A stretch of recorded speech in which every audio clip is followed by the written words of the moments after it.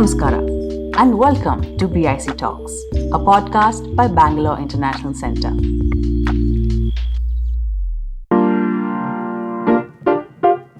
Going to an archive is like it's an addiction. You know, it's like people like good Scotch whiskey, other people like good ganja, people like watching Yakshagana, other people like listening to Ashmiti Bhede Deshpande sing, and they can't have enough of it.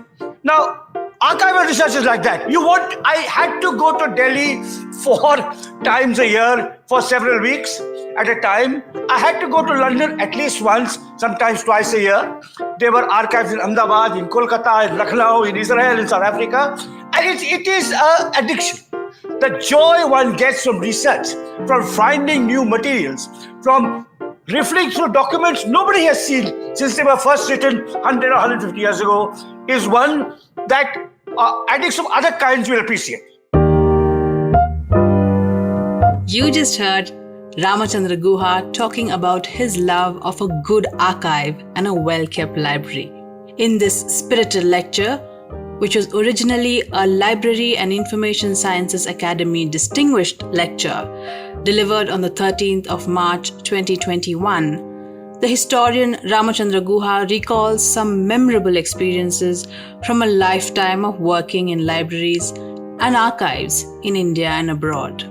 He introduces us to some great repositories of printed books, such as the National Library in Kolkata and the Sterling Memorial Museum Library of Yale University, and to some great repositories of unpublished archival material, such as the Manuscripts Division of the Nehru Memorial Museum and Library in New Delhi. And he speaks also of the joyous days and months he spent in the greatest library-cum-archive in the world, the British Library in London. The lecture was followed by a riveting Q&A session as well. And now, over to Ram. Now, my entire working life has been shaped by what is found in libraries and archives. Now, all of you are familiar with libraries, so I should very crisply differentiate between libraries and archives. Libraries house physical books. Archives house, apart from books, physical documents and manuscripts, mostly unpublished, of different kinds. There could be government reports, there could be handwritten letters, there could be certificates, there could be court records, but they are largely unpublished. Between 1980, when I began my PhD in the Indian Institute of Management, Kolkata, and 2020, when the pandemic struck, in this 40-year period, I would spend some 3 months every year working in libraries and archives. And these were not generally in Bangalore, because Bangalore is a great city for science, as you know, but not so much for the humanities. And the libraries and archives I would study and I would do my research in was spread in different parts of India. Delhi was an important center, which I'll talk about later, and across the world. So every month I would be out for 10 days, sometimes the whole month, working in archives and libraries in different parts of the world. So for 40 years, that's what I did. From the time I began my PhD till the pandemic struck and marooned me, like it marooned all of you, in your homes. Now, added up, several years of my life have been spent with musty books and documents in an enclosed space. For example, if I worked in a library in London, I would be there as soon as the doors opened at 9 a.m. and stay there till the doors closed at 5:30. So you add up 8 hours a day, except for a brief break for lunch and so on. Add up 8 hours a day over 100 days in a year, roughly on an average, and you get a sense of how much of my life has been spent inside libraries and archives. Now, when the pandemic struck, I couldn't go. In January, I made a trip to the Nehru Memorial Museum and Library in Delhi. And normally I would go in March, then wait for summer to burn itself out in Delhi, go in July again when the monsoon came, then again in October, and then again in December. But of course, my trip in January 2020 was my first and last trip. But I had with me, in my home in Bangalore, 40 years of notes and documents and Xeroxes taken from libraries and archives around the world. So for the whole year, I could just dip into those, study them, analyze them, reflect on them, and write around them. Now, if I, for example, was a young scholar, a beginning scholar, who just began her PhD and had found that the archives were closed. What would she have done? Because contrary to what people assume, the internet does not have everything. It has very little of what a historian needs, and most of what it has is actually false or wrong or fake news. So in that, I was not a beginning scholar when the pandemic struck. And I had these 40 years of notes, so I took them with me. The notes I have are in different forms. When I began, they were actually handwritten notebooks, and I have about probably 100 to 120 handwritten notebooks filled up with scribblings taken in archives and libraries around the world. More recently, I graduated to taking a laptop into the archive and taking notes. So I had all this stuff. In the year 2020, in some ways, it was a blessing, because going to an archive is like, it's an addiction. You know, it's like people like good Scotch whiskey, or other people like good ganja, people like watching Yakshagana, other people like listening to Ashmiti Bhede Deshpande sing, and they can't have enough of it. Now, archival research is like that. I had to go to Delhi 4 times a year for several weeks at a time. I had to go to London at least once, sometimes twice a year. There were archives in Ahmedabad, in Kolkata, in Lucknow, in Israel, in South Africa. It is an addiction. The joy one gets from research, from finding new materials, from riffling through documents nobody has seen since they were first written 100 or 150 years ago, is one that addicts of other kinds will appreciate.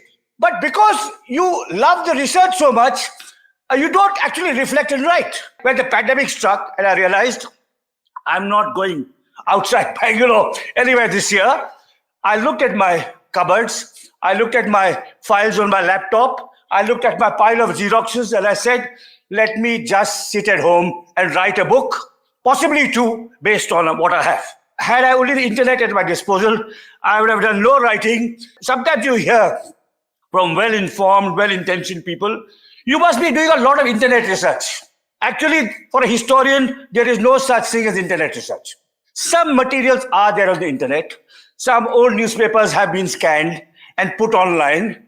I won't disparage the internet unduly, because when I was, for example, younger, 20 years ago, if I was writing a book and there was a section on Gandhi's first visit to Durban, and I wouldn't know whether he was there. I knew it was somewhere in 1893, but I would have to go to an encyclopedia to get the date on which Gandhi reached Durban for the first time. Now, of course, the internet can provide you some basic information. But the materials that a historian needs, which are largely unpublished, fugitive, handwritten, printed, if at all, in copies of 3 and 4, not mass-produced, are really available only in archives around the world.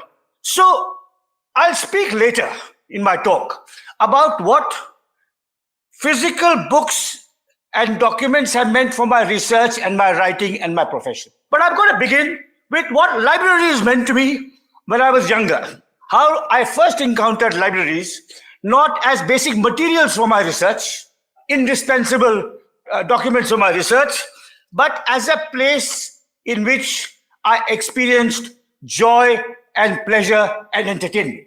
That's how libraries are to most of you.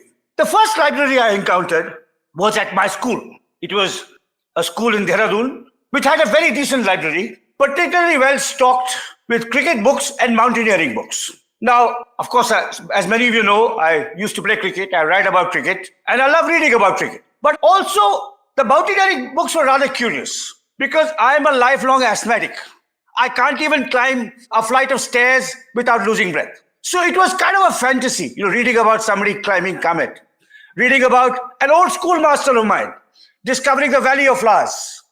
So, it became a form of projection. Again, it's beautiful to read about people traversing the Himalayas. My school produced some of the great pioneering mountaineers of this country.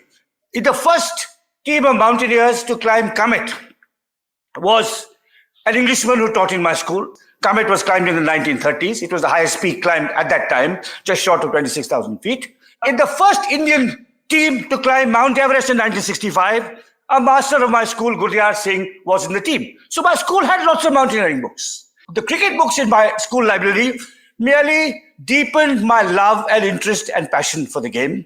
But the mountaineering books in my library gave me a window into a world I would never see, because I could never really think, though my school had a great mountaineering tradition. As an asthmatic, I could never join an expedition, even an expedition to a lower peak of 12 or 14,000 feet, the kind of mountains that were visible from our school windows in Dehradun. So that was the first library I'd like to acknowledge today, my school library. And I hope every school in this city and in this country has a librarian as devoted as the one my school had. Because in every class, even today, in the world of the digital world we live in, there'll be a few children who love reading, who like being with books. Even in the most privileged school, it won't be a majority, but there'll always be a few kids who have a special interest in and appreciation of the library. I finished school in 1973, December. And in those days, you had a 6-month vacation between your high school and going to college. There'll be some people of that generation here. And I came to Bangalore to my grandmother's house to spend those 6 months. I was playing cricket, but I also had, by this stage, developed an interest in books. There weren't many books at home. My grandfather was a scientist, and there wasn't much I could really look at there. There was Premier Bookstore, which you remember, one of the great glories of Bangalore that has passed, that shut its doors several years ago. It was right there on Church Street, but I couldn't afford the books in Premier Bookstore. You know, I came from a middle-class family, and I didn't really have enough of a pocket money to buy those books. But there was a library I discovered, which is the second library after my school library I'd like to salute today. It was the British Council Library above what is now Koshi's Parades Cafe. And it was a first-class library. You know, it had a wonderful collection of novels, cricket again, and bridge. By this time, I had started playing bridge. And there's a very rich and stimulating literature on bridge, as there is on chess, another game of the intellect. So there were bridge books, there were cricket books, and there were novels. In the British Council, above Koshi's, I discovered the novels of Anthony Powell, a 12-volume sequence called A Dance to the Music of Time that takes you through England from all the 1920s to the 1960s. Of course, there were other writers too. Somerset Maugham was well represented, and they were devoted librarians. There was a man called Dandapani. There was a man called Jagirdar. There was a wonderful lady who used to live down the road, Brunton Road. Sujata will remember, I was driver, Herald. So there was Jyoti, there was Jagirdar, there was Dandapani. And they were so welcoming and encouraging of this young chap. You know, I think there was a student discount. I mean, I'm going from memory, but I suspect that the annual membership was 30 rupees. And as a student, I paid 15 rupees. Now, it's a hell of a lot, because actually you could go and get 4 books and 4 journals. So I would go there, and, you know, if you go to a great library, this is true if you're a college student in a great university too, you have, I mean, I don't remember, my wife was studying, I'll come to that great university in a bit. I think she had 20 cards. You know, she was a graduate student. But as a faculty member, I had unlimited. But if you have four books, I mean, it's like you can't decide which 4 I want to take back today to my house. And how long can I keep them? You know, the choice, would be very typical of all of you. I presume you're all readers, which is why you've come here. When you were growing up like me, you go and you have 4 cards. It's very easy to pick books 1 and 2. Because I want the latest Anthony Powell. Or I want this book has just come. You know, it's a biography of Graham Greene. Book 3, okay, book 4, between 4, 5, and 6, you're tormented and torn.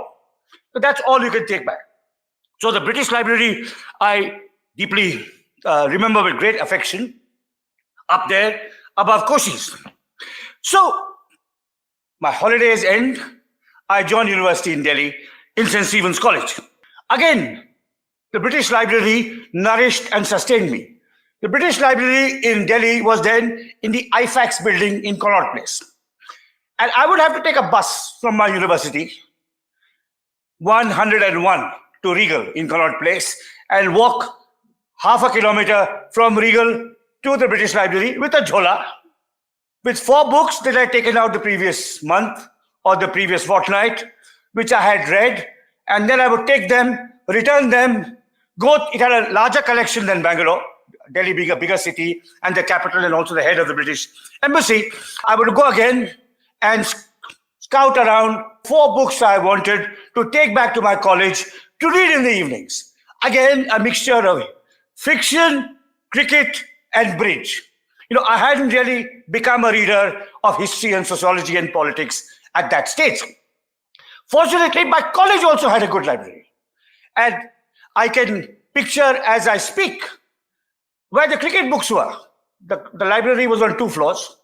You climbed up a circular staircase, you entered the 2nd floor, you went round, and right at the end, I don't know how many of you remember, and young people won't, the Dewey Decimal System. Can anyone tell me what cricket was in the Dewey Decimal System? 796.354. Can anyone tell me what biography was in the Dewey Decimal System? Anyone? 920, terrific. I did. Someone who's not a librarian should answer this. All right. Anyone who can tell me what Indian history was in the Dewey Decimal System? Well, I hope you're not a librarian, but good. Even if you are, good for you. Right. So I remember going to my college library, first floor, round the corner, and there was a fabulous pile of cricket books, including the classic works of Ray Robinson, Jack Fingleton, and of course, C.L.R. James's Immortal Beyond the Boundary. Because these books were not available in India. And even if they were well beyond my pocket. Now, it was also at St. Stephen's, as a student in the 1970s, that I discovered the writings of Pg Woodhouse. My college had a Woodhouse Society, which had been founded in the 1960s. I joined St. Stephen's in 1974. There was a Woodhouse Society, which had an annual quiz, a Woodhouse quiz. And the wonderful thing about this quiz was that it was totally egalitarian. So we all participated. There were 50 questions that were set every year. There may have been, 60 or 70 participants. And for every correct answer, you got 10 paise. Right. So if you answered 60, you could have a lavish meal in the college cafe. If you answered 20, like I did, you could at least get a bun and omelette. I remember with particular appreciation those who ran the Woodhouse Society in my first year, one of whom is very famous and celebrated and, dare I say, controversial in our public life today, Shashi Tharoor. And the other whom I'd like to mention, because it was he who was responsible for the democratic method of prize giving, Ramu Damodaran, who said, we won't have a first prize or a second prize or a third prize, we'll have 10 paisa for every correct answer. Ramu Damodaran was a very gifted writer and scholar and a lover of music who now lives and works with the UN in New York. So, Pg Woodhouse in my college library, and of course the British Council, and what it meant to me. Now, I'm describing an experience not very common nowadays in the world of Google Mama and Amazon. The joys of going through a library, of exploring a repository of physical books like that, cannot be reproduced to people who have never understood it or experienced it at first hand. So through the 1970s, that's how libraries formed me. Libraries represented to me a place of joy, wonder, pleasure, entertainment, and in the broadest sense, education. It's after I went to Calcutta in 1980 and started my PhD that I experienced the library for the first time as a laboratory for research. The library became to me not a place I went to read for pleasure, to discover great novels of, evocative descriptions of cricket matches played between England and Australia during the Bodyline series, or books about climbing mountains in the Himalaya, but a place where I found the materials for my own research. It became what to a scientist is a laboratory, with all the complex equipment that a scientist needs to do their work. That's what the library became to me in Calcutta in 1980, where I started my research. And it was in the city of Kolkata, or Calcutta as it's been known, that I encountered my first great research library. This is the National Library in Calcutta, which was once the home of the Governor General in Alipur. How many here have been to the National Library in Kolkata? You're from Kolkata, so I know you know it very well. Quite a few of you know it. So it's a glorious, glorious place with lots of lovely trees, a very nice landscape, many, many birds. And the main building, which was the home of the Governor General, keeps all the old books, and they are mostly in the lower bowels of the building. It's a research library, which means you don't have stack access.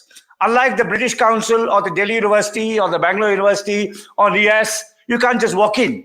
You have to go to the catalog, order a book, and it'll come up to you in a kind of elegant wooden trolley with kind of copper chains. There's someone in the basement, so you write a slip. You write a slip like that, and it says, you go to the card catalog, and I said Dewey Decimal. You say, Jadunath Sarkar, History of Mughal India, Guide 54.32 JA for Jadunath, and you put it in the slip, and the slip goes down to the basement, and there's a devoted librarian there who looks at the slip, and he brings out Jadunath Sarkar's book, puts it against my slip so that Guha will get it, no one else, and it comes up in this carrier, which is kind of a wooden tray conveyed by copper chains, and it comes up. Then it goes to the desk, and this whole process, because it's a very large library, lots and lots of stuff to look at, well patronized, long lunch breaks which the staff sometimes take. So it can be a hell of a long time before that book comes. So at 11:30 you want to look at Jadunath Sarkar. You order it, you go. And I was then studying at the IIM. Those of you who know geography of Kolkata, the IIM is the south of the city, Joka. It's an hour and a half by bus and tram. And good luck to those of you who have experienced the Kolkata tram. Right. Now, so I would go there at 9:30, reach at 11, put in my slip for Jadunath Sarkar. And at 11:30, I would go to the desk and say, Dada, este, Jadunath Sarkar. No, Abhirai. At 12 o'clock, I would go back. Now, at 12:30, it would be there. And then I would bring it to my desk. I would say, wow, kya mila? And I would just finger the pages and I would start reading, what I was looking for, right? Now, that's the experience of the National Library. So the National Library had that old building, which I've told you about, and it had an annex, or as we say in our lovely idiomatic Indian English, annexee. In the annexee was very, unlike the old building, which was gorgeous, the annexee was an anonymous, hideous structure in concrete built by the Public Works Department. But it had the government documents from the 19th century. Every bloody pamphlet, document, annual report ever published by the government of India, the colonial government of India, the independent government of India, the governments of the Bengal presidency, the Madras presidency, were all there. It was a fabulous collection, and with a wonderful card catalog. Again, librarians will appreciate this. The older members of the audience will understand this, but not young people. The glories of a great card catalog. Google can't reproduce it. No search engine comes remotely close to it. So I'm looking, for example, just give you an illustration. These are all actually things I would look for. I was writing a history of forestry in India. So I would go to the government, the department housing government records, and start looking at forestry. And it would say, forestry in British India, I would look and say, annual report, 1911-12. Then it would say, see also silviculture. See also plantations. Then I would go to P, look at plantations. When I reach plantation, it would say, see also weeds. So the kind of meticulous cross-referencing and indexing that a research librarian was capable of, Google and Facebook don't understand.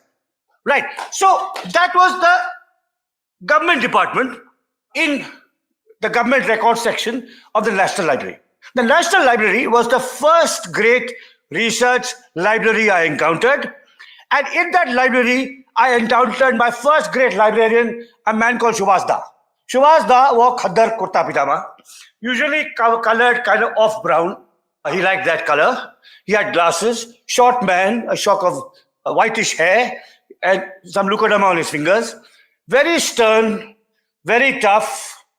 But once he knew you were serious, extraordinarily welcoming and helpful. So Subhash Da is the first librarian who made my research. I still today don't know whether he was Subhash Chakravarti or Bhaumik or Banerjee. Subhash Da. So Subhash Da, wherever you are today, salutes, not just from me, but from every researcher in the government records section of the National Library in Kolkata between the years, shall we say, 1960 and 1990. It was also the National Library that I first experienced the library as a place for conversation and friendship. So there was a cafe. Now, what are the golden rules of the greatest libraries of the world? Almost without exception, is the greater the library, the more mediocre the cafe. And it's true of the British Library, it's true of the Library of Congress, it's true everywhere, and it was true of the National Library. And the more mediocre the fare, the more stimulating the conversation. So in the National Library, I would meet someone. And there was a guy next to me who used to play bridge for the Bhuvanipur Card Club. And he would come there he was a clerk in some government department. 5 o'clock his work would end. 7 o'clock the bridge adda would start, just close to the Bhuvanipur is a locality, stone's throw from the National Library. And he would just be looking at, documents. Sometimes I'd meet him drinking tea. I found in my notes, now one of the things about what historians do is that because they live by documents kept by others, they keep every document they themselves produce. And in the course of writing up my notes for my talk, I knew I had a document, which was a letter I wrote to my wife, Sujata, who was not then my wife, in the year 1982 from the National Library. Now we're talking 40 years ago. And in this, Sujata was then a student at the National Institute of Design in Ahmedabad.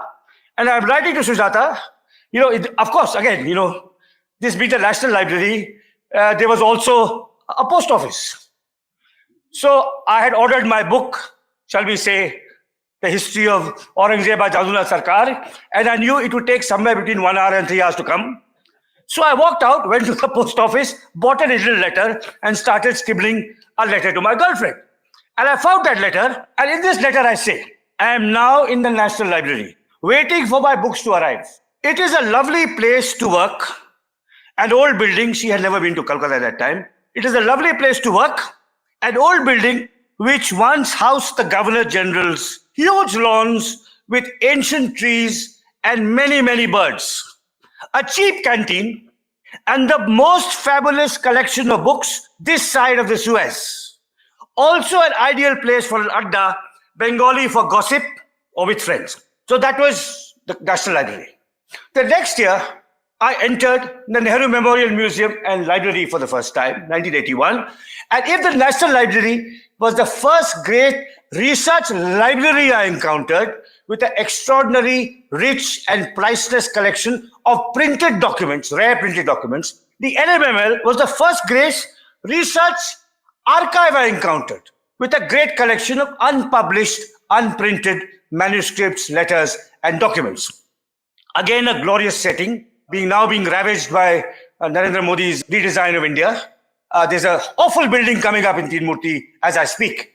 But it was a beautiful setting like the National Library, the Prime Minister's old house, and behind it, the greatest archive of modern Indian history. Set up in 1966 by a visionary education minister, M.C. Chagla, who appointed the outstanding historian B.R. Nanda as his first director.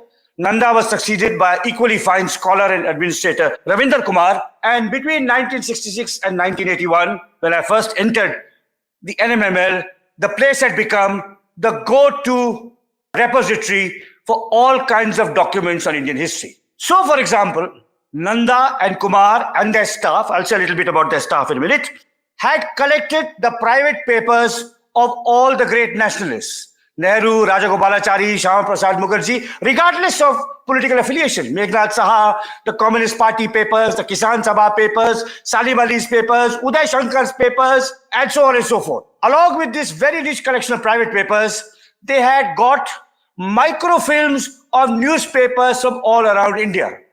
If you want to consult the Hindu, don't go to Kasturi buildings in Chennai because they won't give you access. But you can go to Tirmurti.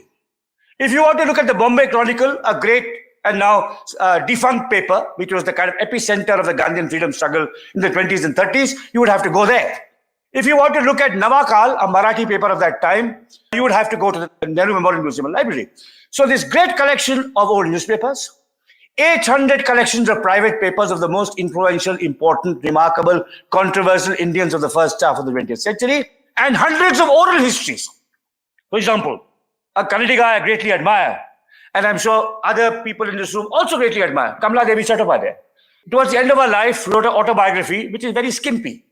But much richer than the autobiography is an oral history interview she gave to the staff of the Nehru Memorial Museum and Library, which is a 200-page oral history. You would have to go there to consult. You won't get it on the internet. So I entered the Nehru Library in 1981, and it became, from the moment I entered, my favorite place in the world. From 1981 till January 2021, I was back there every year, several times a year. Between 1988 and 1995, I was working in Delhi, which means I was there 3 days a week, the whole day. Gorgeous setting, wonderful bird life. You look up from your papers and you see a grey hornbill flying across. You come out for a cup of tea and you meet an old friend from college and you recommence a conversation from 8 years ago. So really a wonderful, wonderful research place. Thousands of books have been written on the basis of the collections of the Nehru Memorial Museum and Library. And a place built by many great archivists. One of them was Haridev Sharma, who was the deputy director. Was a wonderful man, an old Gandhian wearing khaddar from the socialist movement. He knew Ram Manohar Lohia. Again, these are memories that come back to me as I write about the great librarians and archivists I have known. I would go from Bangalore, and as I would take a taxi to lodge, check in the previous night at the India International Center, have breakfast at the IIC, take a taxi to Teen Murti, where I was going to spend the whole day, or an auto, get out of my auto, and I was getting out. Haridev ji was parking his scooter, taking out his helmet, in his khaddar, walking up the steps. He would see me, and he would say, "Kaho Ram, Bangalore se kab aaye?" Haridev ji, kal aaya, main kal raat ko. Is baar kya dekh rahe ho? What are you seeing?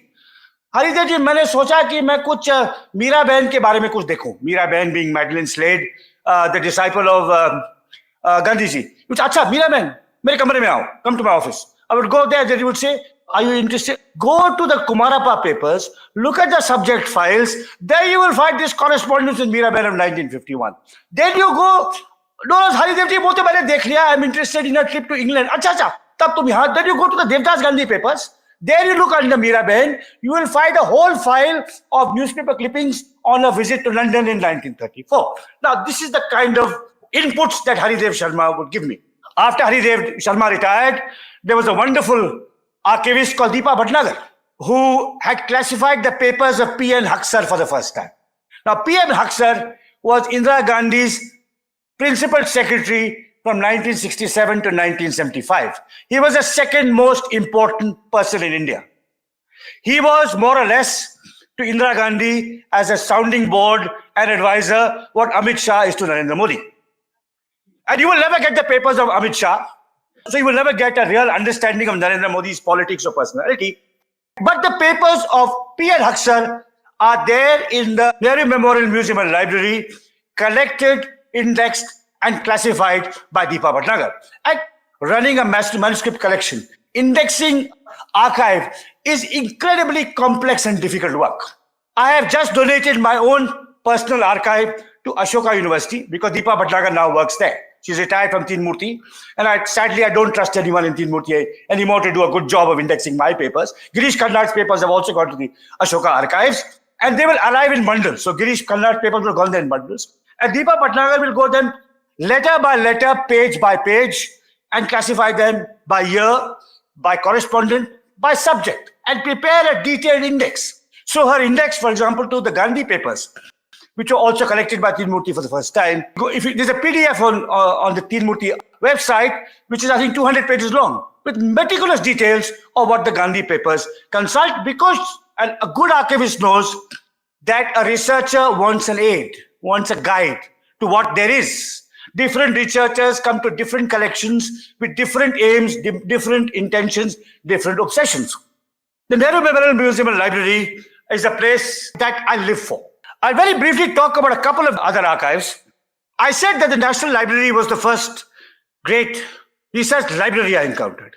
The second great research library I encountered was Sterling Library of Yale University. In 1986, my wife had gone before me to study. I joined her a few months later, and I spent much of the next 18 months in the bowels of the Sterling University Library. A magnificent old building, mock Gothic, built on the Oxford pattern. And again, you can visualize it. You enter, you're walking to a Sterling in December when it's minus 30 degrees. You're frozen. And you walk in and the warm glow of hot air comes in. You feel cheered up. If you go to the left, it's the journal room with a collection of all the finest history, social science, cultural studies journals in the world. indexed alphabetically, with lovely armchairs to sit in and lounge. When you've had your fill of those, you go towards the stacks. On the way, you pass the card catalog, which as I've explained to you, what a research library's card catalog is all about. And then finally, you enter the main library itself, where you feel enormously privileged. Because as a faculty member, you can just enter anytime. You show your card and go in. And if you go into the library, it's 8 floors. So you go in, you take a lift. And, it's actually 8 into 216 because each floor has a mezzanine floor. 16 floors of books. I mean, for a book lover, it's orgasmic going there. Right. And exciting, open at 2 a.m., but also thrilling, but also somewhat nerve-wracking. So it's because you're the only guy in those 16 floors of flats at 11:30, and surely, there's a murder mystery waiting to be written, set in the stacks of the Sterling Library. And it's the Sterling Library, again, this being a great university library in America with many more resources than Teen Murti or the National Library. It had a fabulous collection of old Indian journals.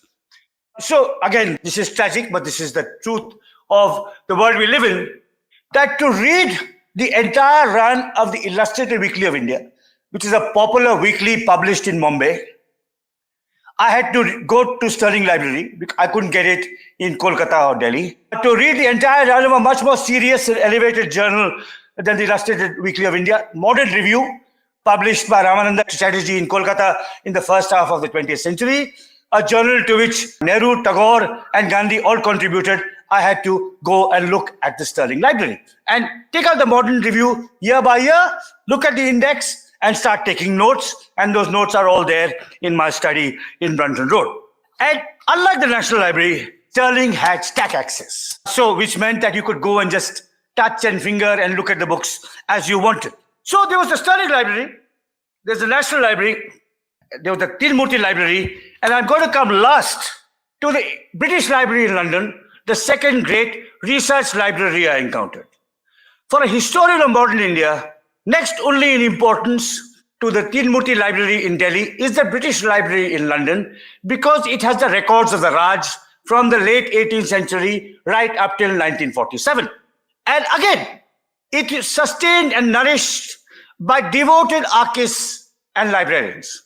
When I first went to the British Library in 1991, I was in search of the papers of Verrier Elwin, maverick British anthropologist and activist for Adivasis, whose life I was then researching. And his papers were there. And the story of how his papers reached there tells you of how great archives are constructed. The India Office Library had an archivist called Dr. Richard Bingham, who was actually born in Madras. His father taught history at MCC, but he was an Englishman, so he studied at Oxford and became a research librarian specializing on records on colonial India. Someone told Dr. Bingham that he had met Verrier Elwin's sister living in a nursing home outside Oxford. Dr. Bingham took a train to Oxford, took a bus to the nursing home, landed up in Edith Elwin's room, started chatting to her for some time, told her of his interest in Verrier Elwin, incredibly gifted and controversial brother, and said, "Do you have anything by your brother?" So this old lady in a nursing home on her bed told Dr. Bingham, "Look under the bed." He looked, she said, "Take out that box." In that box, she had kept the letters her brother wrote her from 1928 till his death in 1964. She said, "Take them to the British Library, keep them safely." And that's where I discovered them 10 or 15 years later. So these are the kinds of materials you find on the basis of which historians do their research and writing. I'll just give you one last British Library memory. So I spoke of my routine in Teen Murti, that I would fly in from Bangalore, check into the IIC for 2 weeks. The next morning, before the manuscript room opened at 9 a.m., I would be there. I would spend the whole day there. I would have lunch in the canteen with rotten food and stimulating conversation. And then I would walk back, because it's a lovely walk. I mean, those of you who know where Teen Murti is, from Teen Murti to the IIC, it's all through shaded parts of Lutyens, Delhi. I would take a break outside the northern gate of Lori Gardens, where there's a chap who sells fruit juice. I would have a glass of anar juice. Then I would go back to my room And I would look at the notes I'd taken that day and say, "Dekho, kya mila? Or kal kya milega?" Right. And then I would have dinner with a friend, and next morning, the same routine. So with the British Library too, I had developed the same kind of routine. Of course, unlike Tin Murti, which a place I went to 4 or 5 times a year, the British Library was generally once a year. If I was going for a conference anywhere in Europe, anywhere in America, the ticket was always routed through London. And I would, on the way and on the way back, spend a week or 2 weeks in the British Library. And again, the same kind of routine. You're staying in some boarding house. You get in. The next morning, you take the tube. You get off at St. Pancras. You walk towards the British Library, join the queue. At 9 o'clock, you get in. You place your bag at the cloakroom. You go up to the 3rd floor to where the India Office records are. You order your files. You start your work. You work till 1. You take a break for lunch. And then you're back at your desk to 5:30. 5:30, you come out. And then, of course, this being London, there's sunlight. It's usually July or August or September. You can walk through the most lovely city in the world, go to a bookstore, and then with your jhola with books and papers, go to your hotel and look at what you'd found with wonder and anticipation at what you're finding the next day. Now, again, I'd like to share just one memory among hundreds I could recount of my findings at the British Library. As Hamza said, my most recent scholarly book is a 2-volume biography of Mahatma Gandhi.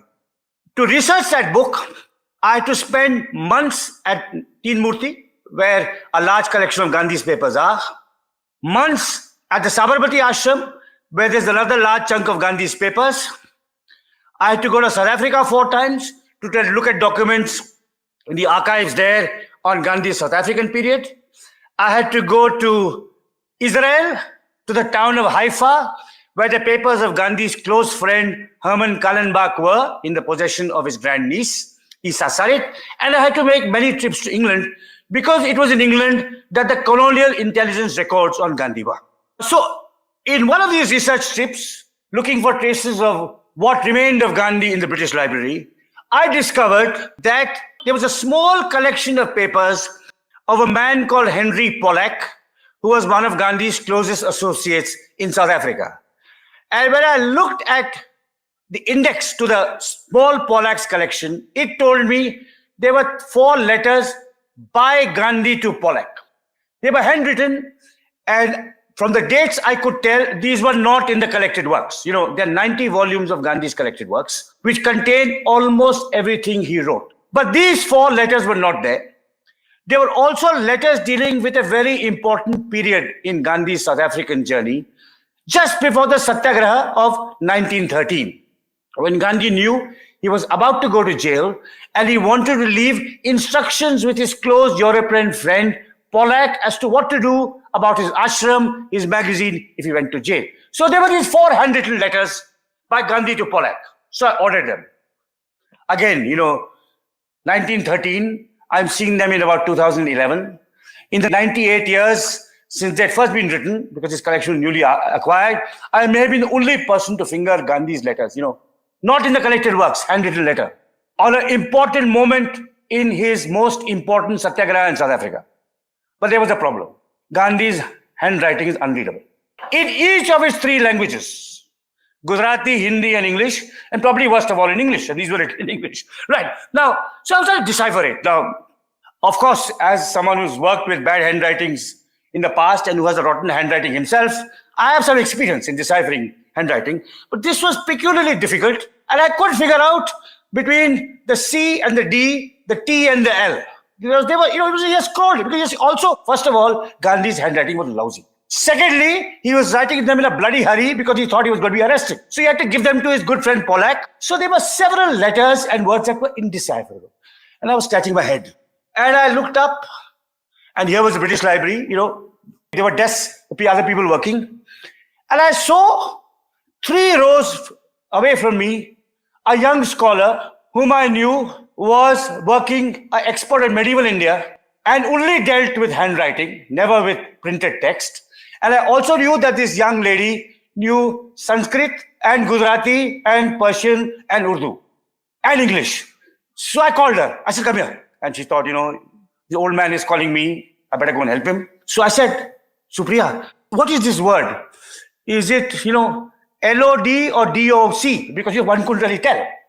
And she deciphered that letter for me. Those words that made no sense to me fell into place, and I knew what message Gandhi was leaving for Polak. Now, this young lady who knew how to decipher difficult handwriting in many languages was named Supriya Gandhi, and she was the great-granddaughter of Mahatma Gandhi.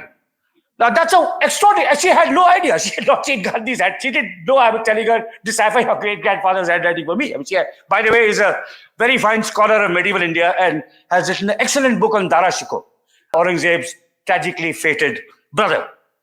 All right. Now, I've given you a kind of broad synoptic overview of a lifetime foraging in libraries and archives. I've singled out 4 institutions in order of my appearance in these institutions: the National Library in Kolkata, the Nehru Memorial Museum and Library in Delhi, the Sterling Memorial Library in Yale University, New Haven, and the British Library in St. Pancras in London. 2 Indian, 2 foreign. Now, these are my 4 Tirthstans.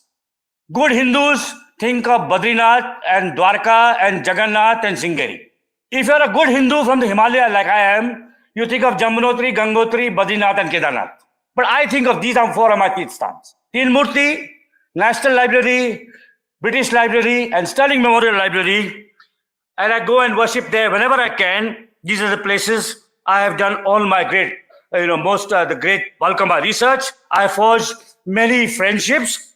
Of course, there are many smaller temples and shrines too, where I worshipped in. And I use the metaphor of a temple and a shrine advisedly, because in these places, I find communion with fellow seekers and fellow worshippers. I'm never alone. Right. And Hamza mentioned my appreciation of librarians. My book, Makers of Modern India, is dedicated to the selfless tribe of archivists and historians, and especially to Dr. N. Balakrishnan of the Nehru Memorial Museum and Library, who is the greatest archivist and librarian I've ever known. And I hope he's listening today. He may not be, but if he is, Dr. B, thank you very much. I would like to just offer a few reflections in conclusion. First of all, to offer a blessing. I offered gratitude and thanks to all the libraries and librarians I worked in, but I'd like to offer a blessing for having been born when I was well before the digital age dawned. To know the difference between a real physical bookstore and Amazon. To know the difference between a real physical archive and Google. I have enough notes and Xeroxes in my cupboards to maintain me to the rest of my working life. The pandemic will end. I suppose I'll go to Teen Murti just to look longingly at the building. I'll go to the British Library, but I'm not going to do the kind of focused, intense, prolonged bouts of research that I once used to do are probably beyond me, because I have enough materials in my laptops and my cupboards to sustain me for as long as I live. But I would still, as my own life enters its last phase, to rediscover the pleasures of foraging in libraries just for fun, not for my research, not to find rare, fugitive, unknown documents and books. Not for that. Just the way I used to go to the British Council, to St. Stephen's College, to a small public library in my hometown, Dehradun. I have a large collection of personal books of my own. I also have, like all of you, India's 2 finest bookstores, Blossom and Bookworm. But to have a borrowing library of quality in our city would be great. Delhi has several outstanding public libraries. Teen Murti, Delhi University, JNU, Jamia, India International Center. Kolkata has several first-class libraries. The National Library, the Bangya Sahitya Parishad, the libraries of Kolkata University, of the individual colleges, Jadavpur. Bombay has Tata Institute of Social Sciences, the wonderful old building, Bombay Library building in South Bombay, the Asiatic Society. Chennai has the Anna Library. Bangalore, the so-called knowledge capital, has none. And the young must miss the existence of a good public library in Bangalore even more than I do. So I've presented a kind of, I hope not excessively nostalgic, elegiac journey of my trawlings through libraries and archives in the course of a very long, by now a fairly long life. But I'd like to end with one regret, a personal regret, a confession of a personal failing. It is this: libraries have meant much more to me outside my family than anything, certainly much more than the game of cricket, if I may confess that. Right. But if I have a regret, it is this. My reading has all been in one language. I'm essentially monolingual. I'm reading Girish Karnad's autobiography at the moment. It's a proof copy. It should be available for public consumption several months from now. And he talks in his book of his college library and what it meant to him. Karnataka College, Dharwad. But it was not just English. It was also Kannada. It was also Marathi. And there are other people in this audience who are luckier than me because they read in more than one language. And because they read in more than one language, the joys they get out of foraging in a library are even greater than mine. Thank you. My question is to tickle an anecdotal data from you. I was very fascinated by I hope I'm pronouncing it correct, the duodecimal. Dewey Decimal. Yeah. So in that tour, while you went with a researcher's quest, were there any moments of serendipity that you went to look for research A and you found research C? And how did that work? I mean, were you able to store it for a later data? Did it mesh into your existing data? Because as a research writer, that's something that happens. You go looking for something, and given the cross-referencing that you're talking about, what were the moments of serendipity? That's a very good question. So again, I would have to answer it with reference to libraries and to archives. The moments of serendipity you're looking at, there's a particular kind of serendipity in a library and a particular kind of serendipity in an archive. So let's say I am looking for Amitav Ghosh's An Antique Land. All right. And I want to read it. So I go to, I look it up in the card catalog, and I think travel is 800 and something. It's kind of escaping me. So travel Egypt. So I say, okay, I go there, look at 820 Amitav Ghosh, and that whole shelf is travel on Egypt. So then I start looking. And then I find, and this is actually an actual book, not an actual find I did, but an actual book like Amitav Ghosh. There's a book of travel set in Africa by Reginald Reynolds, who lived and worked in Gandhi's ashram, and it's called From Cairo to Cape Town. Now, it's entirely possible. Now, I'm interested in Amitav Ghosh because I like his writings. He's a contemporary of mine. I'm not read his travel book. I'm also interested in Gandhi.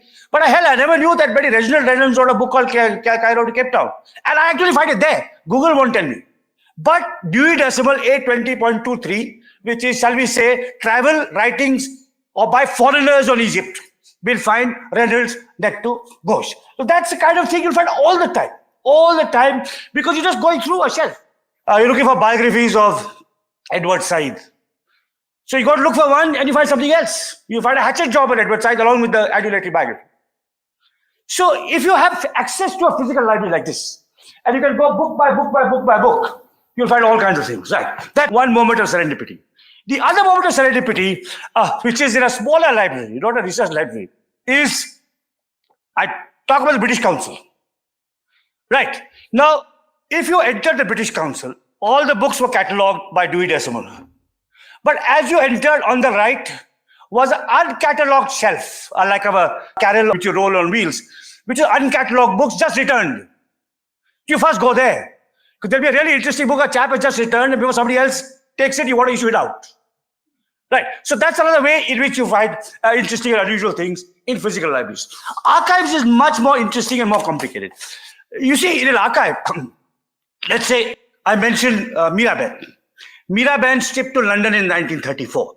Now, in a collection of private papers of Miraben, there'll be a file which says Miraben's trip to London 1934. So it'll have a subject heading.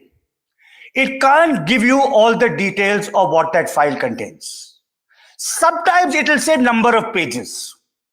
So it could say 5 pages, it could say 500 pages. But again, the 5 pages may be more interesting than the 500. You don't know what it has. You go there, you open it. And you find, for example, that it's got letters by Miraben's, this is a hypothetical example, I'll give you a real one in a minute. Miraben's, letters by Miraben's aunt to Miraben, saying, it's a shame you joined that brown man, Gandhi, you betrayed your race. Why the hell did you do that? Come back to England, we still love you. You actually find this kind of stuff. But I'll tell you actual examples. Now, this collection of Gandhi papers, which Dr. Balakrishnan and Deepa Bhatnagar classified. I should tell you a little bit about it. Because of time I didn't, but your question is a very important one. When I first started working in the Nehru Library, one day, by mistake, I found myself in the stacks where you're not supposed to be. The manuscript stacks of papers. And there was a collection of 800 boxes of Pyare Lal papers. I did some research into the Pyare Lal papers. Pyare Lal was Gandhi's last secretary. So Mahadev Desai was Gandhi's secretary from 1917 till 1942. He was even more important and in a much more admirable way than P.N. Aksar to Indira Gandhi or Amit Shah to Narendra Modi. He was an extraordinary man. He made Gandhi and he made Indian freedom. There should actually be a statue to Mahadev Desai in every city in India. That's how great and important he was. So he was the secretary to Gandhi from 17 to 42. Pyare Lal joined Gandhi in 1922 as the assistant to Mahadev Desai. In 42, Mahadev Desai died. From 42 to 48, Pyare Lal was the only secretary. Gandhi died. Pyare Lal decided, I will write the authoritative life of Gandhi.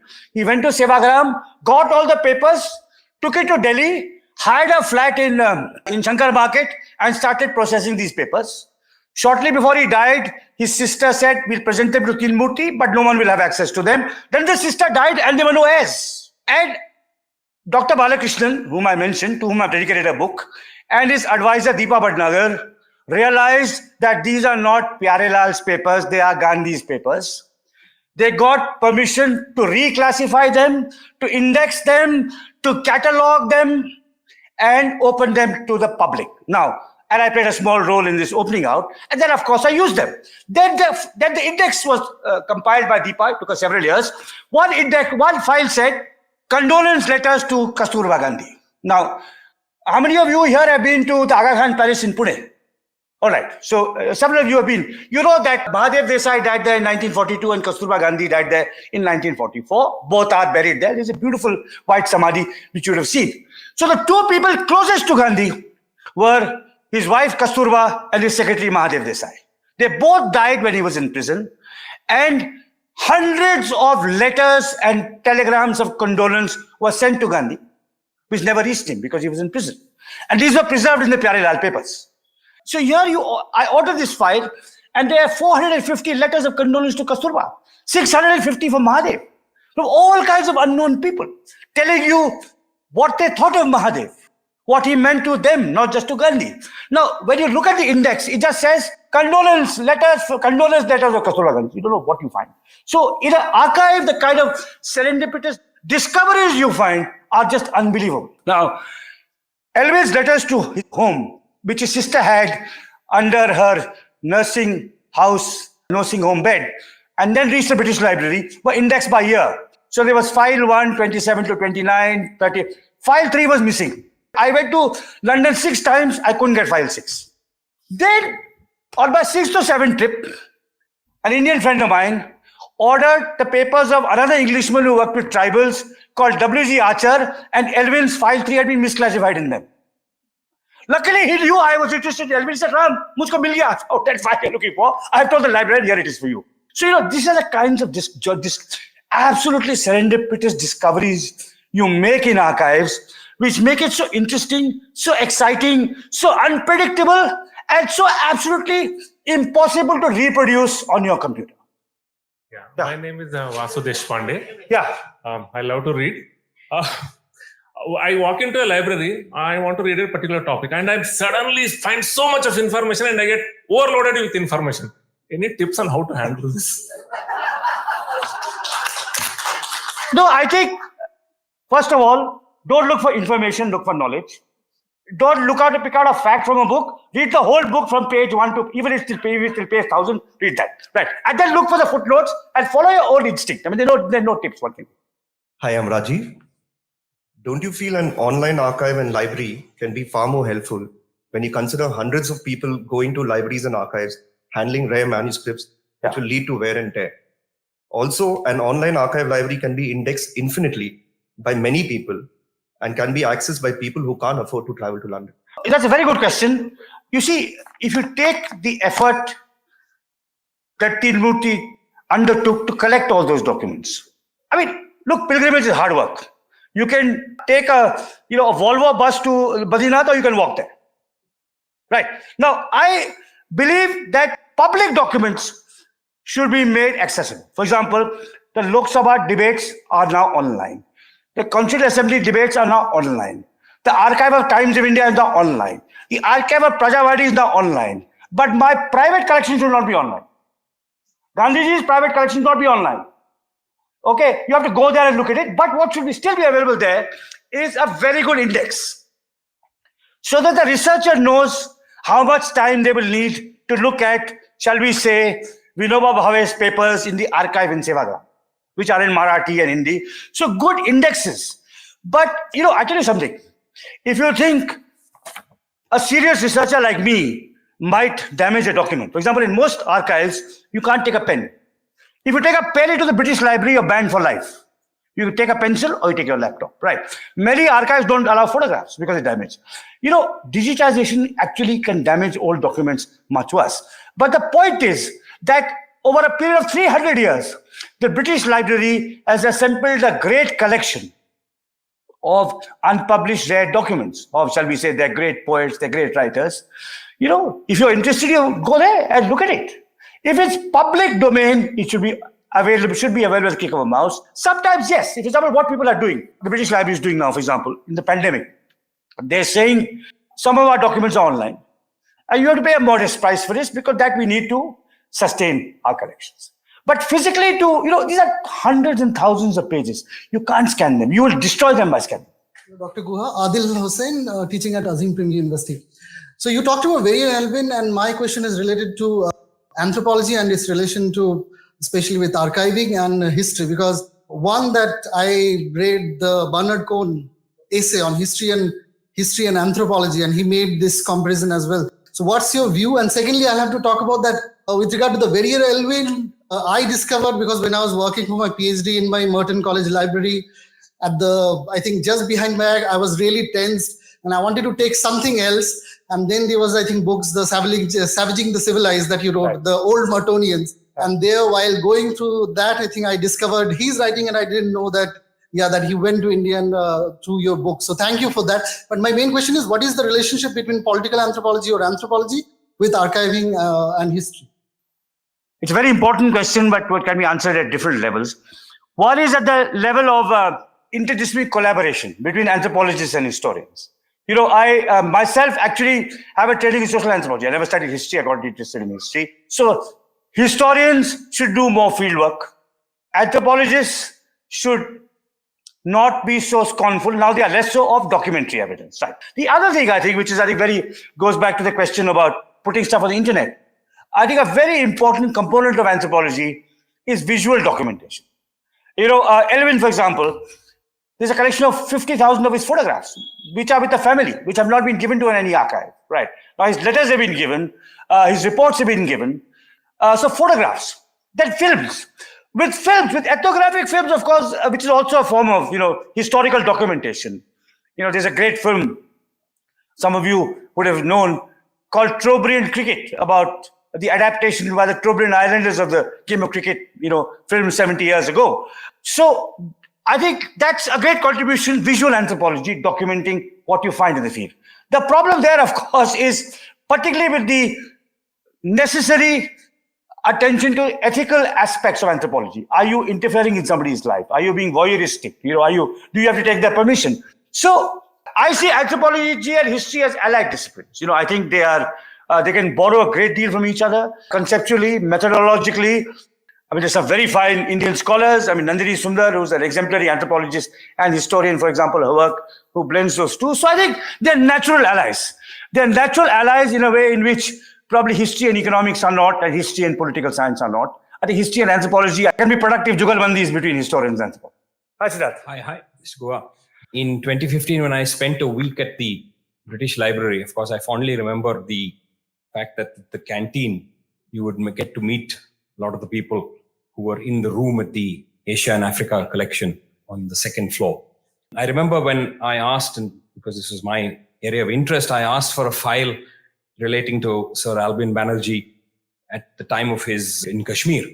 And despite asking for it many times over, to file those little requests, the archivist came out and told me, he said, may I know why you're asking for this. He says, it's just linked to what I'm doing. He says, you're asking for it in the wrong collection because it's not in the India collection, it's in the Pakistan collection, because that portion of it had gone to Kashmir, had moved some of the papers to the Pakistan collection.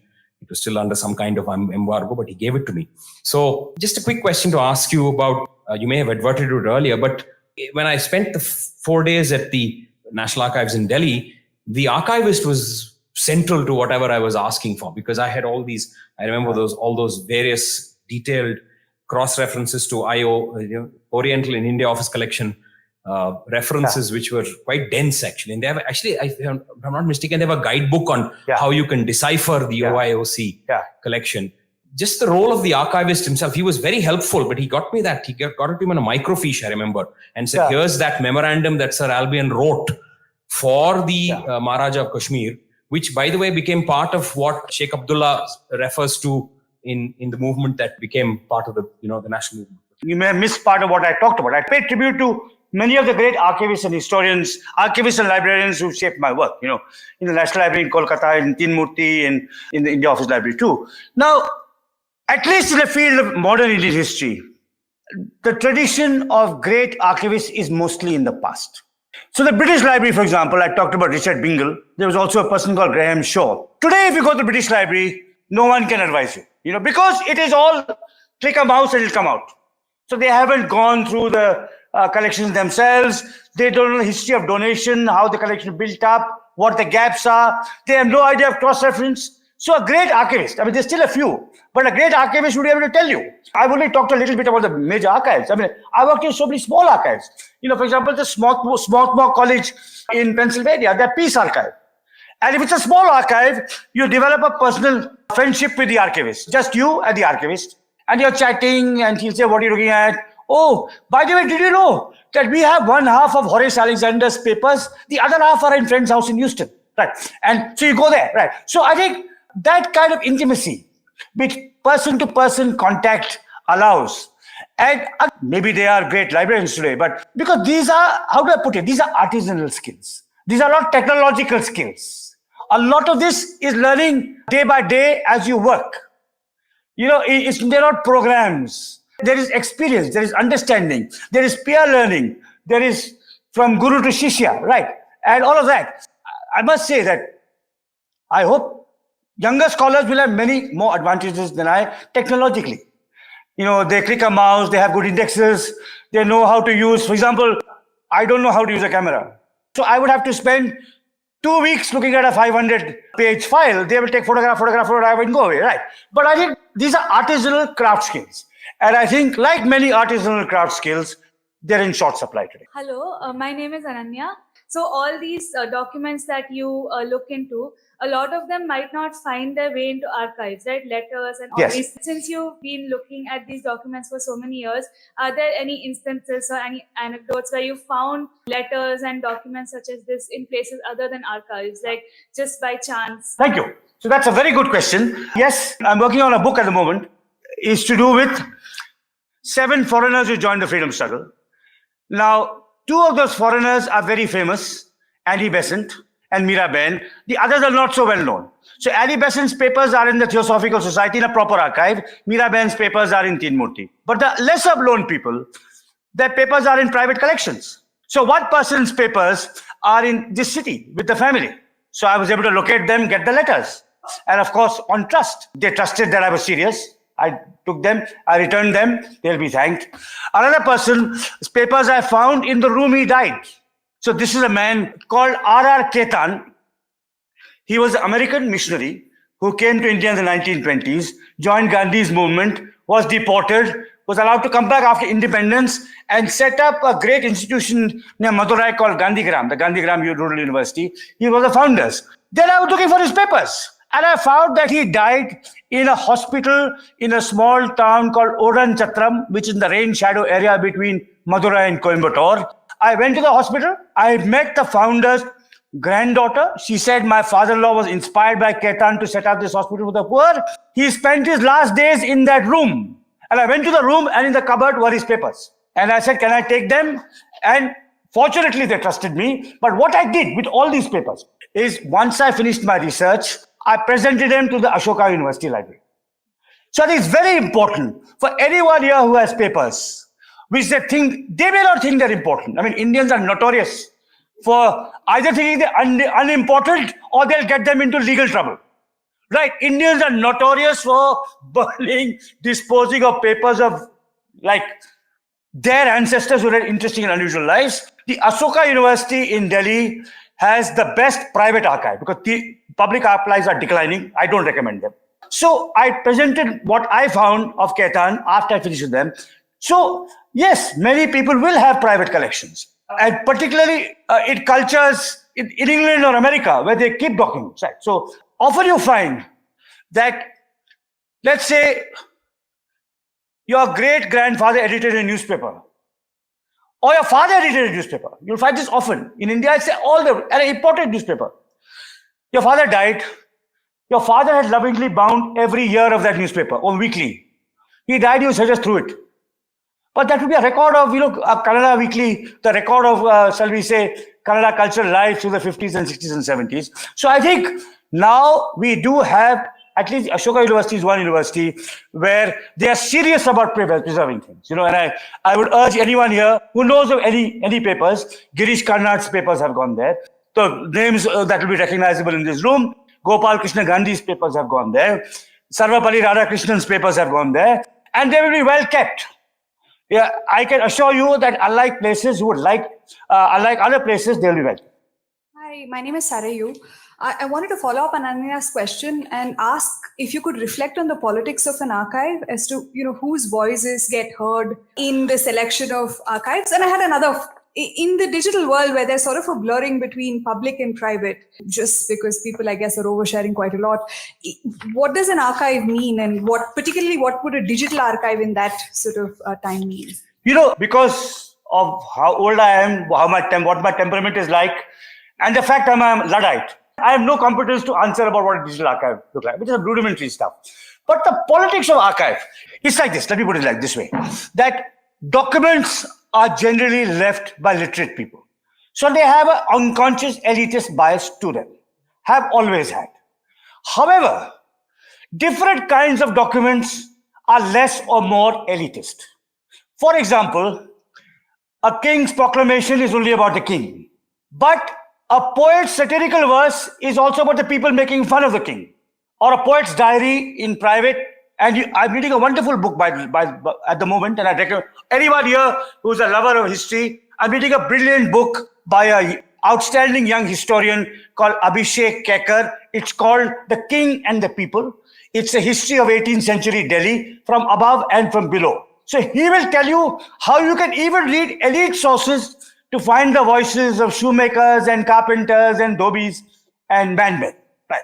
So all written documents are elitist.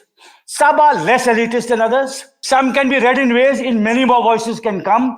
So any sensitive historian is aware of this, that every document has a bias. It's written by someone for a particular purpose for a specific audience. And again, it's like a craft. Like archiving is a craft, history writing is a craft. The more you practice it, the more you can look for all those biases. And you can never completely overcome them. But you can at least learn to minimize the kind of what you are calling the politics of the archive. The other thing to do would be to get non-textual documents in. So oral histories, folklore, visual documentation would be a way in which many more voices would be represented. The traditional archive would be a court archive of the king and his advisors. But there are ways in which you can go beyond that, particularly with the depth of material that is now available. Hello, sir. So my name is Tina. And as someone who has conducted your research in over so many libraries all across the world, how do you keep track of your notes? Because you write on a topic and... Yeah. So very good question. Very good question. So I'll tell you.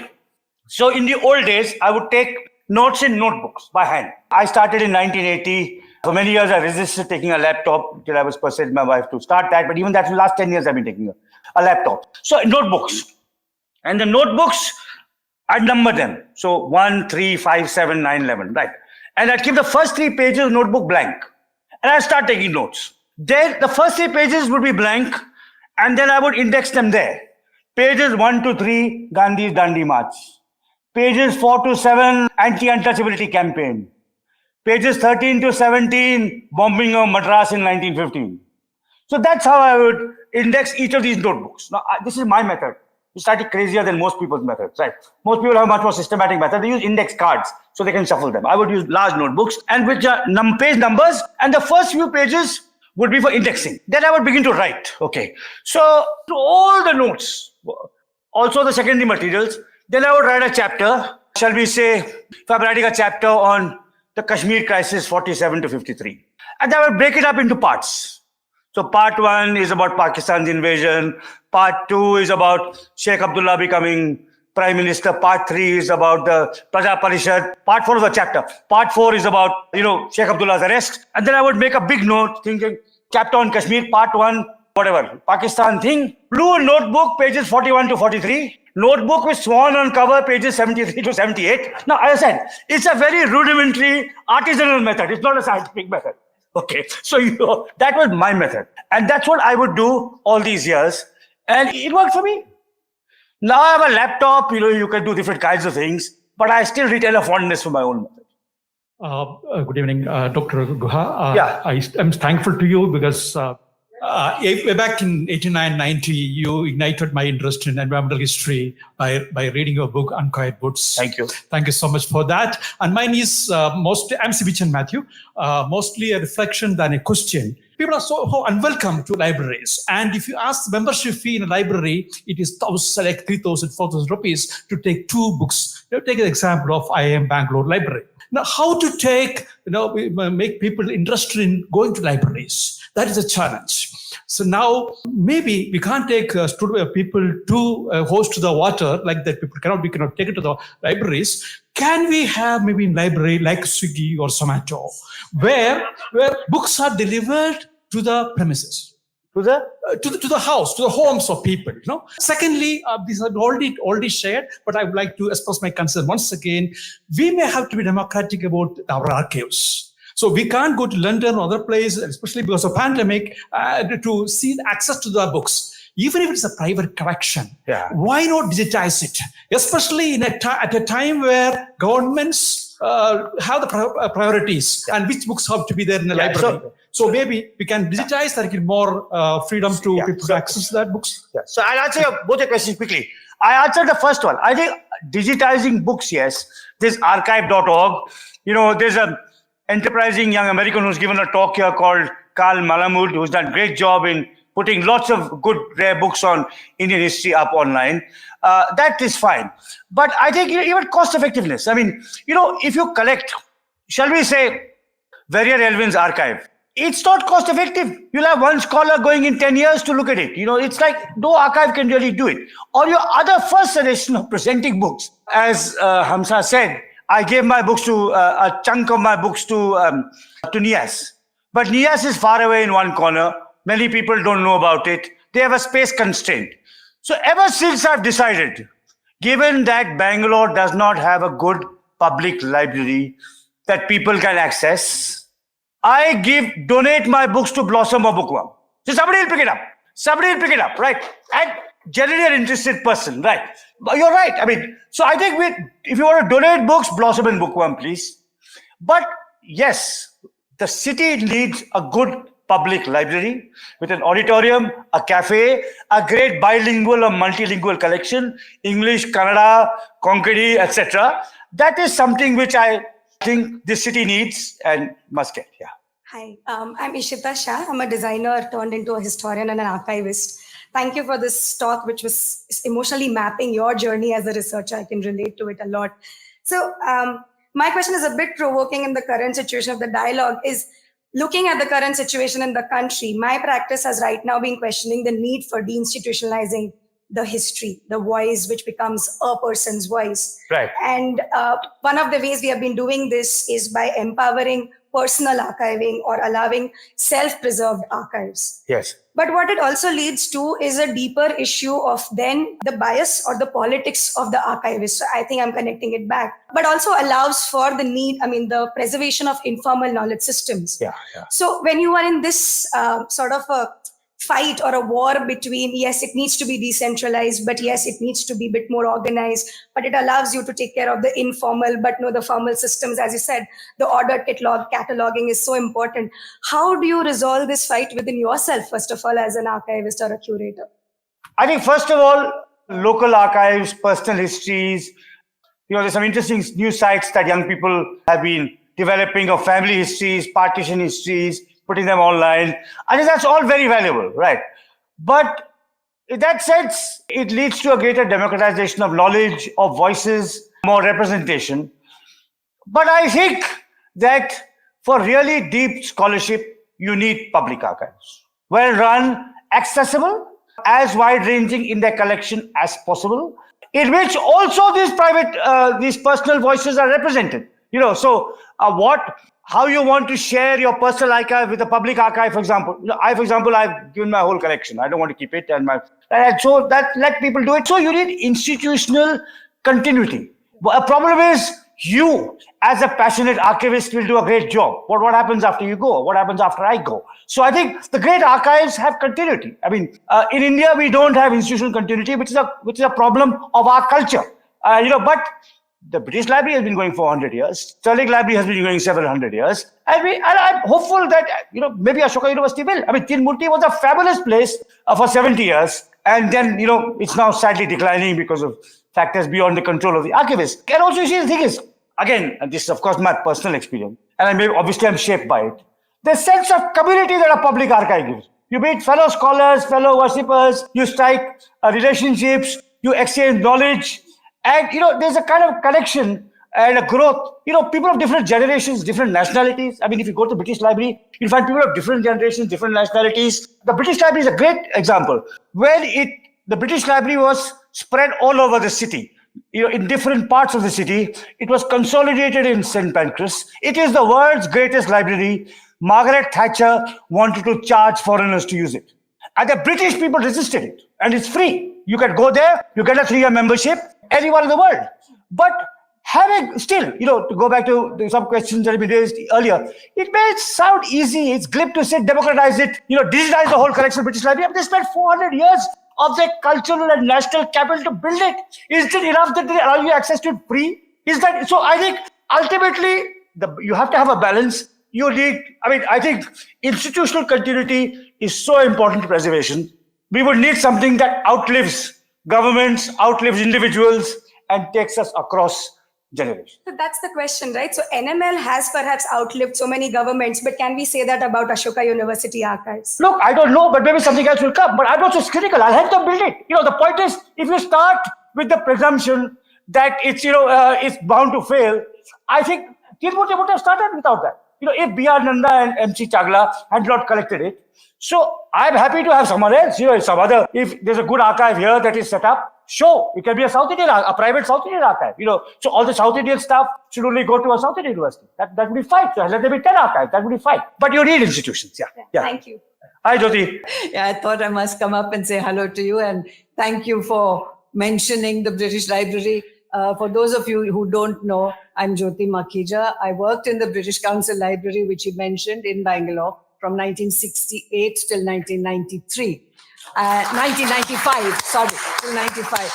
And Ram and Sujata's mother, if I'm not mistaken, Yes. used to come together.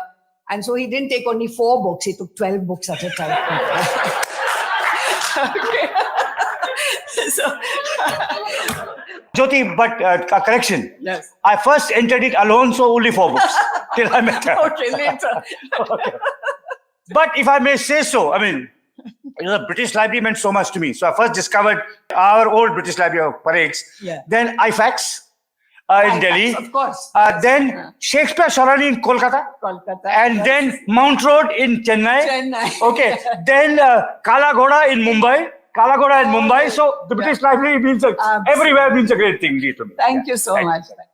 Good evening, sir, and everyone present here. My name is Tarashi, and I'm a creative educator. And I wanted to actually draw attention to what you said about archiving being craft. And the more you practice it, the more you start to understand and pick out the biases. And I thought that was really interesting because you have fondness for your own research method. And I am wondering that there is a process that you follow of archiving and note-taking, observation and recording. and what may have you thought about integrating such a process for a younger audience, perhaps for teachers and for students, and introducing the process of how to become a researcher and follow your own gut instinct or follow an inquiry and get out of the textbook? So first of all, I mean, that's a terrific question. The first of all, I'd say you don't need a formal training in any subject. I have never studied history in my life. I did high school science and my degrees are in economics and sociology. So I think if you're interested in something, just follow it and pursue it. You can learn it. That's the first thing. The second thing is, it is all consuming. You know, Sujata will bear witness to this. You know, I would go to Delhi. She would occasionally be there on work. She would finish a meeting early. She would come to Tinmurti and I would be there on the documents. You know, I would not be nowhere else. Right? It's like riyaz. It's like a musician's riyaz. You know, research is all-time, full-time work. It's all consuming. It's 8 hours a day, 9 hours a day, living it, dreaming it, thinking it. And don't listen to what people say, but ultimately follow your own calling, your own instinct. The most famous people will tell you, don't write on X. Don't listen to them. I mean, I recently caught myself. Now, since you asked this question, when I started work on Verrier Elwin 40 years ago, the most famous anthropologist India has ever produced told me, you're wasting your time. I wrote my book regardless. 38 years later, 2 years ago, I met a young scholar at a literary festival who said that he wanted to write a biography of X, and I said, you're wasting your time. And I came back to Bangalore and said, what's wrong with me? It's his calling, his instinct. I'm sure he'll do a fantastic job. Remember what I'd been told, right? So always follow your calling. Research is a calling, it's a commitment, it's a vocation. And I mean, it may be pretentious for me to compare to classical music because a classical musician is far greater than any historian ever can be. But it's that kind of all-consuming commitment you must have, regardless of what people say, and regardless, and unlike classical music, you know, classical music, you need a good voice. You need a good ear. To be a researcher, you need just dogged hard work. You don't need any great natural ability or talents to be a researcher. You need interest, commitment, and energy. Sir, good evening to you. I am Dr. Konnur, President of LIS Academy, who is one of the co-organizer of this event. I have two questions to you, sir. One is Mr. N.V. Satyanarayana. He is the Managing Director of Informatics India Private Limited, Bangalore. He was a library science professional also. He is a good senior most professional of our library science in Bangalore particularly. And he has asked you two parts of his question. Number one is, you spoke about your experience of using both British Library and UK and the National Library, Calcutta. How do you compare British Library, UK with National Library of India? What is your advice to improve the National Library of India? One part of his question. The other part of his question is, if the old collection of all the national libraries in the world are fully digitized and made available online, would you still need to visit a library personally? Sir, my other question is head of one organization of a library science profession. We all library science professionals, thank you very much for giving us an opportunity to look back how best we could serve a historian or our user clienteles like that. My request to you is kindly identify what is your message to our librarian community in future days to go ahead, because we love to get to know what we need to do. What we have done, you have told us. What you expect from us need these things. Thank you. Thank you, Dr. Konnur. So what do I expect from you? You know, my journey is ended. Talk to the young people after this and ask them what they want you to do. You know, not only do they have a whole life of reading and research, they understand modern technologies and ways of making information accessible in an interesting way, much more than I. You know, I mean, I'm the past, they are the future. Right. So that's what I would say. Ask young people. The story of every public archive / library in India is of decline in my lifetime. You know, I've not talked about the state archives I used to visit. I've spent months and months in the Maharashtra State Archives in Elphinstone College. When I first went there, these are people I remember with fondness. When I first went there, there was an archivist called Mr. Lard. I cannot tell you how much he helped me. Today, you'll find no one who knows the collection. The UP State Archives in Lucknow. Srivastav ji and what he meant to me, and Rekha Sharma, who was the deputy library archivist at the UP State Archives. So I think the Subhash Da of the National Library, is there Subhash Da there anymore? Very unlikely. And that's to do with, it's to do with excessive bureaucratic control, political interference, lack of autonomy, lack of dignity and respect given to the librarian. I mean, the director of the National Library of Kolkata, they've had some great people. I mean, one of the last great directors of the National Library of Kolkata was a great scholar called Chopon Chakravarti. Before that, there was Ashin Das Gupta, there was R.K. Das, great scholars. But the joint secretary in the ministry in Delhi would treat the great scholar who was heading the National Library as his subordinate, as his supplicant. That's the Babu culture in our government departments. When I used to fly to Delhi to the National, to work in Teen Murti, sometimes on my flight would be the director of the Indian Institute of Science, going to beg some Babu for a clearance of a small grant. So I think if we want our public institutions to flourish, they must have autonomy, credibility, and absolute hands-off approach by the state. I think that's only then the state can fund them. But there must be a way in which they're run by real experts, as they were at one stage. I mean, and they can be revived. I'll give you a personal example. The National Archives in Delhi was very well run in the 40s and 50s. It had first-rate directors. It had S.N. Sen, R.K. Petit, Tapan Rai Chaudhary. Then the IAS took it over. It was a part-time job for a joint secretary. And what it meant was the joint secretary would go for 1 hour a day and he would sign some files. He didn't mind it because his office in the National Archives was 5 times as large as his office in Shastri Bhavan. And he got an extra car too, right? And that's how I saw it decline. Then we had a scholar Prime Minister, Manmohan Singh. Somehow, he made a lot of bad appointments, by the way, to scholarly institutions, but he made one good one.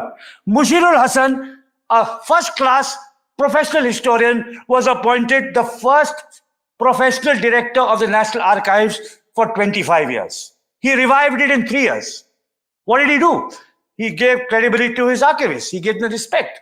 Knowledgeable people were appreciated. Scholars were welcomed. And the collections were augmented. So Mushirul Hasan, the National Archive was set up by the British. It had a first-rate collection of colonial records in 1947. When Mushirul Hasan was appointed in possibly about 2005 or 2006, he decided that he would augment the collections for the 50s and the 60s and the 70s, the post-independence period. So the director of the National Archives himself went to the different ministries. He went to the Home Ministry and said, give me your old records which you don't need, I will take them. He went to the Education Ministry and said, give me those records of old times. So there was a buzz and an excitement in the National Archives because a professional historian was running it. Mushirul Hasan's 3-year term ended and some Babu who wanted a large office and a new car was given it. Right. That is why our public archives are in the state they are. And that's why, although I am myself entirely a beneficiary of the public university system in my education and the public archive system in my research, I have now decided that places like Ashoka and Azim Premji are possibly our only future if we want to preserve our archival records. Thank you. Thank you for hanging in there and listening to the full conversation. If you liked what you heard, do share it with friends and family. You can also leave us a review or rating on iTunes and Apple Podcasts. The crew behind this podcast is Gaurav Krishna on sound supervision and production, with support from S. Sarvanaraj and Raghu Tenkaila. Episode artwork and design is by Chandni Venkataraman. Don't forget to subscribe to our channel on your favorite podcast platform.